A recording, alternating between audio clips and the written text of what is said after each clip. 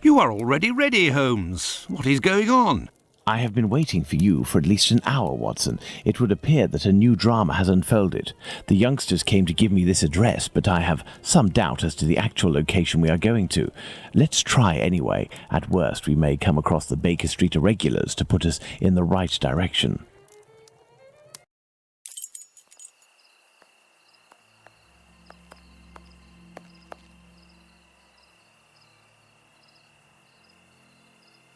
We are lost, Holmes.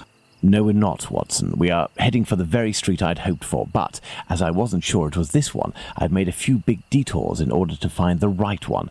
I'll know it when I see the name. Why, of course, Holmes. Why didn't I think of that? The great Sherlock Holmes can't...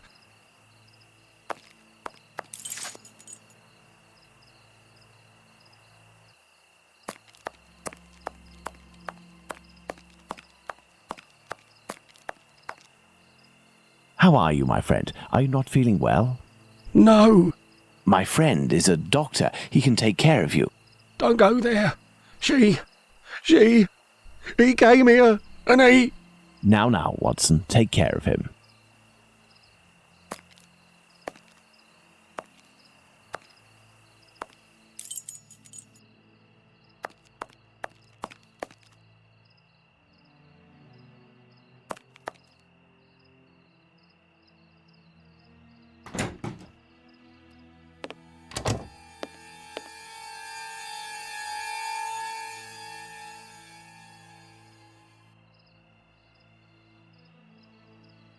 My God! What happened? Can't talk. Wait for the coppers. Are they coming? My eyes are crying. No. Go find them too, mister. I'll stay here and keep an eye out. Go! No, I must await my friend. Ah, here he is. Watson, are you there? How are you? Fine, Holmes, and you? What happened? Hello, sir. Where are we, Watson? In Whitechapel, Holmes. This must be Dorset Street. You don't seem very well. Do you need something? Indeed, Watson. Some clay, a great big piece of clay. I would ask for some wine, too, but as you know, I taste nothing but melodrama. What is over there?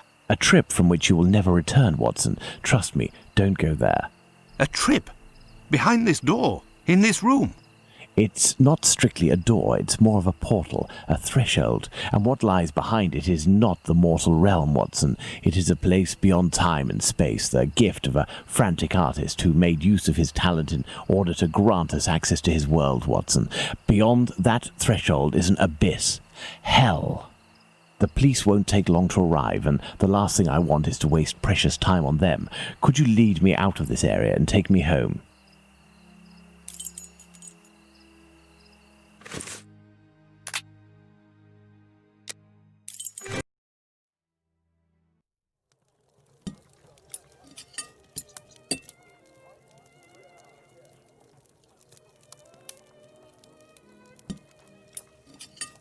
You should come and eat, Holmes. Mrs. Hudson has worked wonders.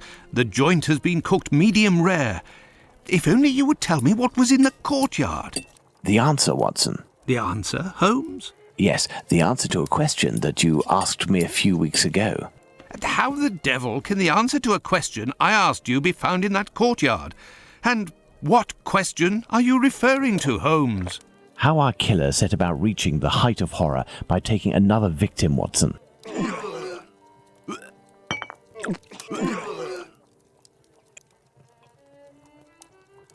Did I not tell you that I wanted to avoid melodrama?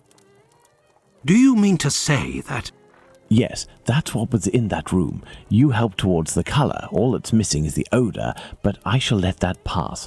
The mutilations almost all resulted in large removals of flesh. My photographic memory noted them all in great detail, the shape, size and location, and thanks to the softness of this clay and your medical knowledge, I believe we can attempt to determine what is missing from this lady. Don't you think we should wait for the medical examiner's opinion? Surely not, Watson. This massacre has gone on long enough. I can assure you that I will do everything in my power to get our hands on Jack the Ripper before this night is out. Watson, we shall reconstruct the body of this poor woman and inspect it in detail as well. Your help as a medical man will be invaluable. Holmes, I feel a bit unwell. Well, I understand. I will manage on my own. Her throat was slit just like the others. The wound is particularly deep.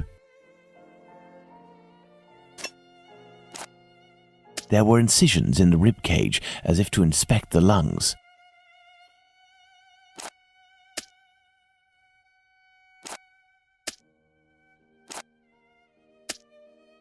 The liver was neatly removed.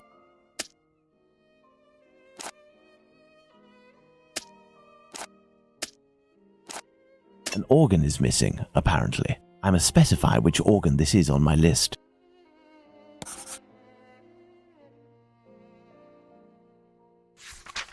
There we are, Watson. We have examined everything. The heart is the only thing missing. 2 uteri, a kidney, and now a heart. He had all the time he wanted in which to disfigure her, cut her up like a piece of meat, and yet took nothing but the heart. What do you think of that, Watson? Watson?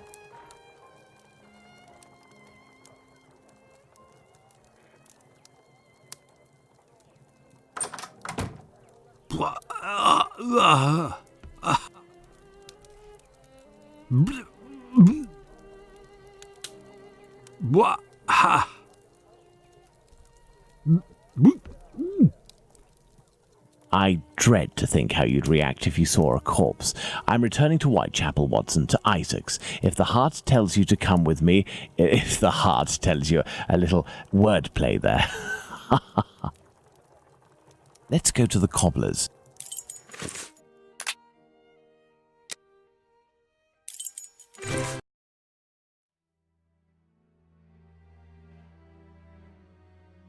Let's go to the cobbler's. Beep, beep. Evening, Mr. Holmes. Good evening, Hardyman. Has Abraham Solomnovich still not reopened his shop? No, not that I know of. Have you heard anything about the latest murder? Certainly there is talk of nothing else. Poor girl. I hope they catch the bastard who did it. Who do you think that could be? A madman, that's for sure. Everyone in the area is pinning it on a Jew. But I don't believe that for a second. Why? Because Jews don't like blood, you see. They're not allowed to eat it, and they have to drain the meat before cooking it. It's true that they eat animals, but they are fanatical about all kinds of silly things. I don't know much about their rituals and all, but I know that a Jewish butcher can't just do whatever he pleases with his knife. He has strict kosher rules to follow. You seem to be very well informed. Well, I buy my meat from them too. My clients don't care whether the meat comes from Jews or not. Cats eat it regardless. And let me tell you, I'd go as far as to say that I may even have more faith in a Jew, because even if they don't eat all the offals, a Jew inspects them to see if the animal was in good health. Lungs, for the most part, and as they make up most of my cat's meat, you can see the connection, right? Jews are allowed to eat offals? Yes. They eat calves' kidneys, I think. How big is that? A calf's kidney? Ah, well, that depends if it's fresh or if it's been marinated in brine or cooked. When fresh, are they as big as a human kidney? They would be, yes. You know, Mr. Hardyman, it's lucky for both of us that the murder that took place in your mother's courtyard was only the Whitechapel killer's third. Had it been the first, I wouldn't be thanking you, as I'm doing now, for all of this important information. Goodbye and take care. If you say so. Right, farewell, Mr. Holmes. Let's go to the cobbler's.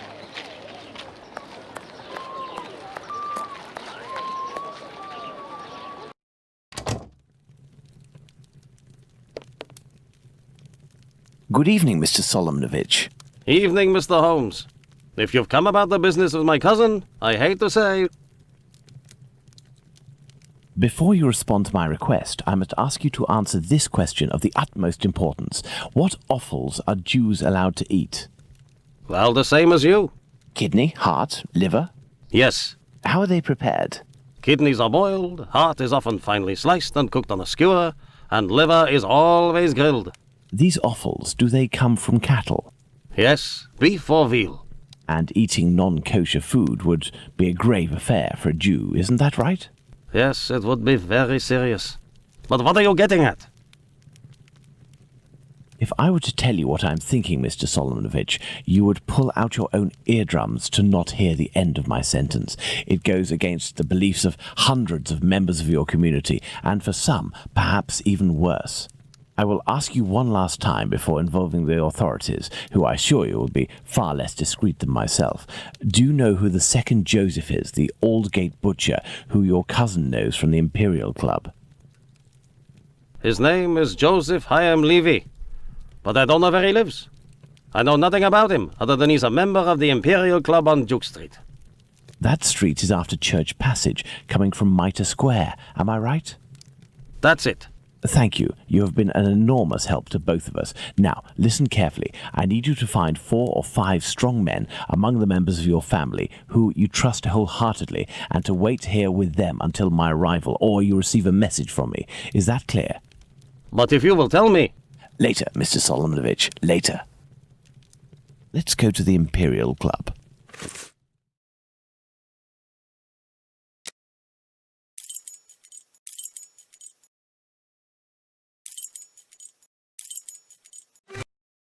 Ah, there's the Imperial Club. Let's see if I can find Joseph Chaim Levy.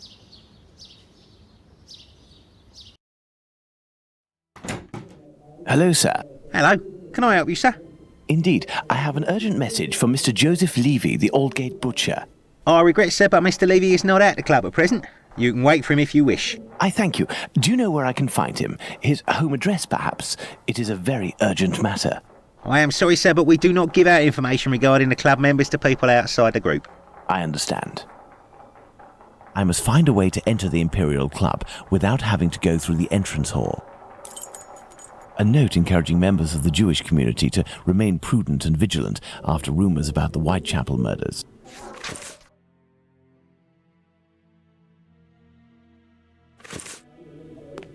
This may come in handy.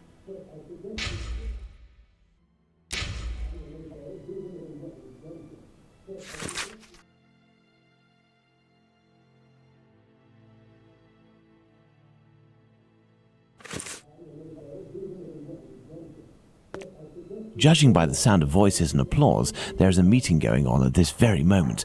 I'll have to be very cautious. Pardon me, sir, but the club is only open to members. I must find a way to enter the Imperial Club without having to go through the entrance hall.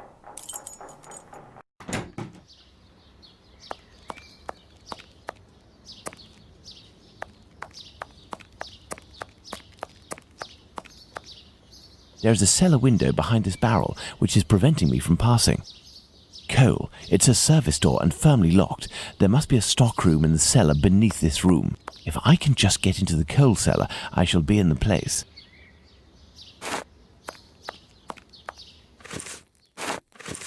There we are. My pivot is in place. Now, let's find something to tip over this barrel.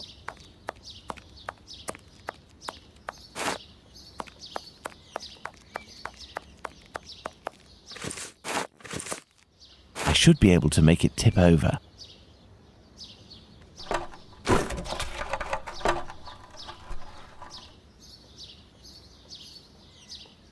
Closed. The cellar window is locked from the inside by a simple iron hook. Let's go.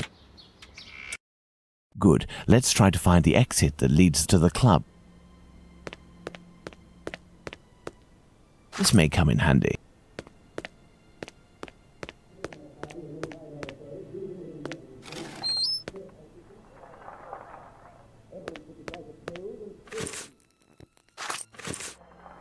Let's hope that it really is the key to this door. Administration. Perfect. This must be where the information on club members is kept.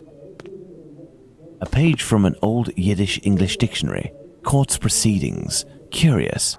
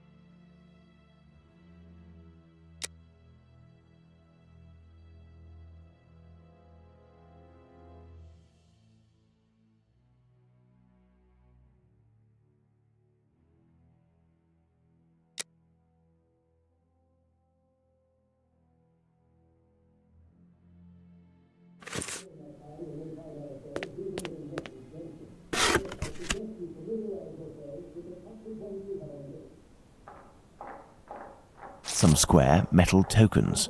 Curious. There is a document.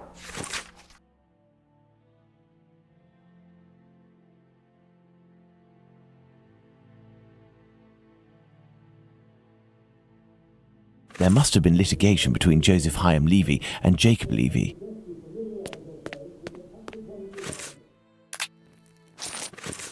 This must be the club's safe. What I'm looking for is probably inside. The lock on this chest is very sophisticated. Let's see.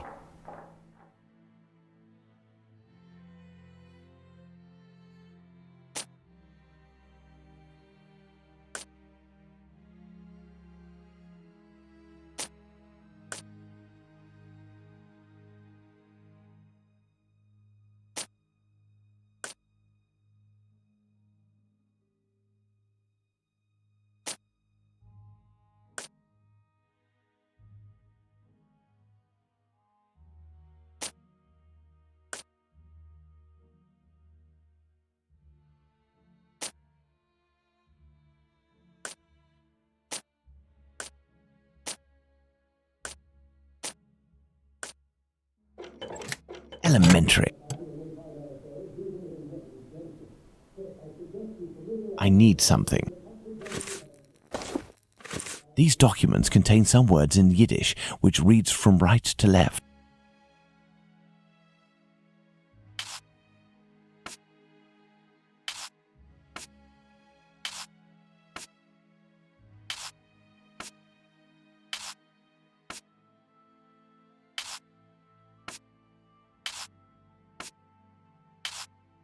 Excellent. Now, on to the next step.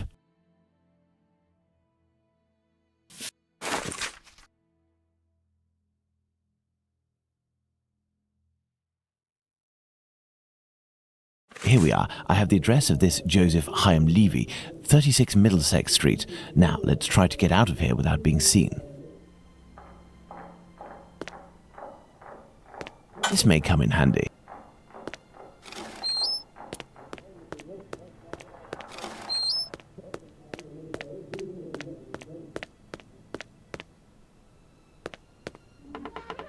Blast! My exit has been sealed off. The barrel was replaced. I'll have to find another way.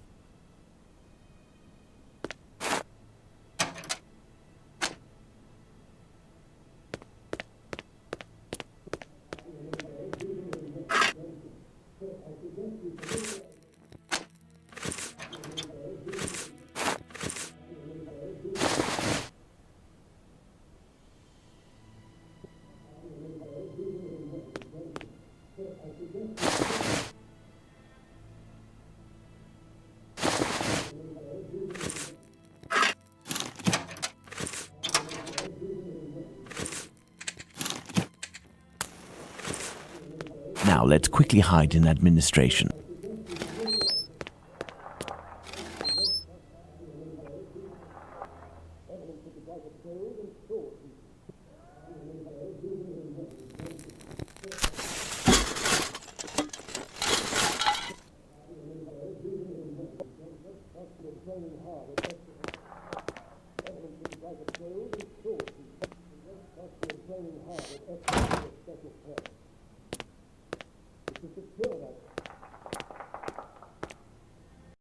Let's visit Joseph Levy at 36 Middlesex Street.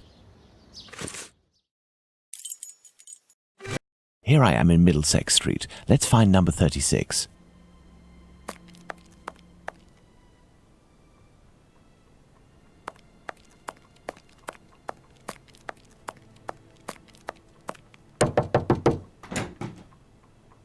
Hello, sir.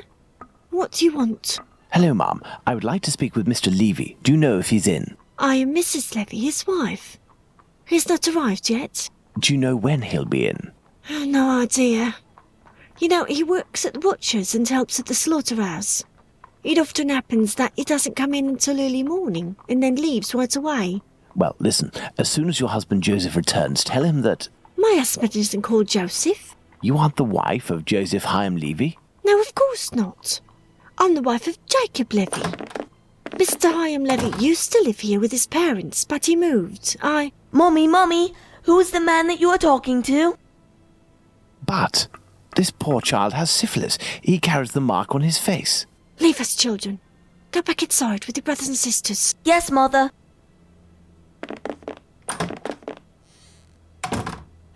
As I was saying, Mr. Hyam Levy doesn't live here. He works in a butcher's near Aldgate, but I don't know exactly where. But if you find him, he will surely live next door. Butchers always live near their work. Could you possibly give him a message on my behalf? I don't see him often, and, well, even though we know him, we aren't on friendly terms, you see? Is he bothering you, Mommy? No, Simon, not at all. That's a handsome boy you have. It's strange that he has light hair. He takes after his father. Strong, with light hair. Wait, he sounds familiar to me. A man of about 50 years old, very big, at least 6 feet tall, and left-handed, correct? You are mistaken yet again. My husband is only 32 years old, no taller than 5'3", and he's right-handed. Obviously, there are many Levies in the area. I will leave you, and I pray that you will excuse the disturbance. Perhaps we will have the pleasure of meeting again. Farewell, ma'am. Goodbye, sir.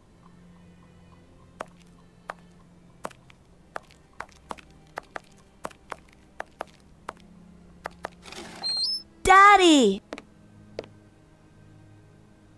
I must return to Baker Street. Let's go to Baker Street.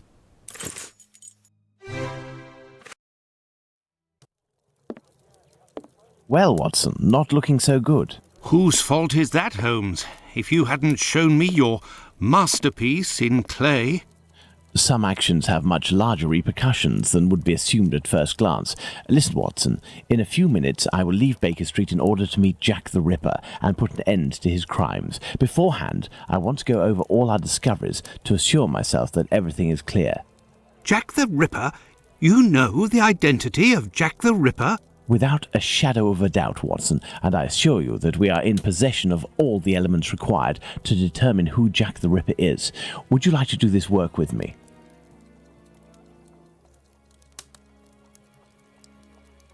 Well, we are still missing certain information in order to finish this investigation, Watson.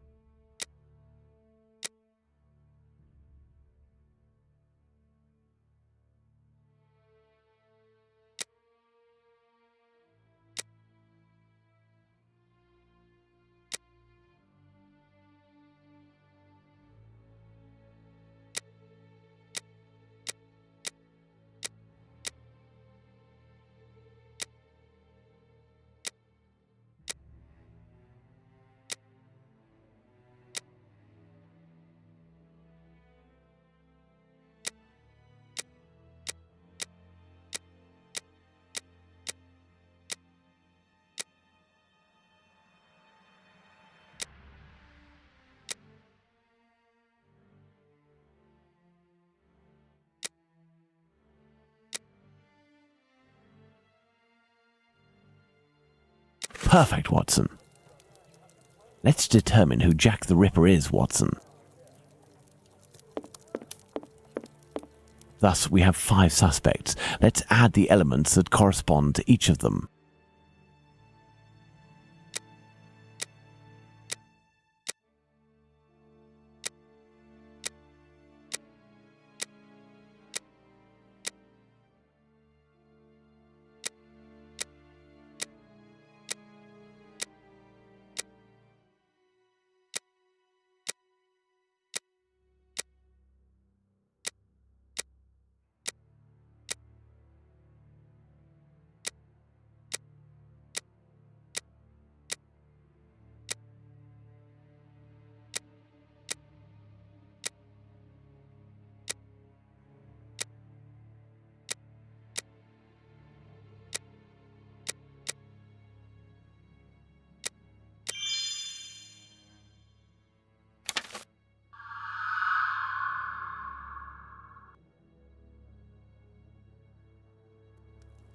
And there you go, Watson. Jacob Levy, Jack the Ripper. Fantastic, Holmes. And terrifying. But some aspects of this case are still unclear, at least for me. For example, Watson? Why does the man only kill prostitutes? The man kills prostitutes because he blames them for the misery of his life. He must have frequented them assiduously, and, during these nocturnal visits, he contracted syphilis, which he passed on to his spouse, and via her, at least one of his children. He is an angry man in despair following a mistake that cannot be fixed. Why does he only kill such miserable prostitutes? He never had the means to afford prostitutes of higher standing than Nichols, Chapman, and the others. At one point in his life he was forced to steal to make ends meet. This indiscretion cost him dearly. He was imprisoned and exiled from his community. He had frequented low-class prostitutes. Thus, it was they who infected him, and they who must pay. But why did he remove the organs? To take vengeance on his own community, which rejected him and had more success than he. He is a man who bore the burden of a sinister reputation, that of a thief and a madman, because of his internment. So he took his vengeance in the most cowardly and horrific manner imaginable. He rubbed his knife on the uterus of a sick prostitute before using it. He passed Edow's kidney off as a veal kidney. Why did he disfigure the faces of the last two victims? Revenge yet again, Watson. This is what you did to my child. You will suffer the same fate. And the piece of apron and the message at Goulston Street? The only reason to have placed the piece of apron incriminating the message and attracting attention towards himself is that the people that Levy holds responsible for his arrest live in this building. The butcher's where he committed the theft is found in Goulston Street, and the majority of the butchers who denounced him surely live close to their workplaces. But finally, Holmes, why didn't his wife or anyone else notice anything? His wife has many children and must be very busy. The man is a butcher, which must facilitate things when one is questioned by the police in the street and must justify the bloodstains on oneself. Furthermore, butchers often work during the night, as the meat must be sold fresh each morning. His nocturnal absences were easily justifiable. Finally, he works in the butchers or slaughterhouses. Nothing could be more simple than slipping a kidney in here and using a knife oiled with human blood there. This story is frightful, Holmes. Indeed, Watson. Lies, infidelity, venereal disease, murder, mutilation, and finally cannibalism. A complete anthology of what humans at their most vile are capable. Let's go at once to Whitechapel and put this madman where he can do no more harm, Holmes. Let's, Watson.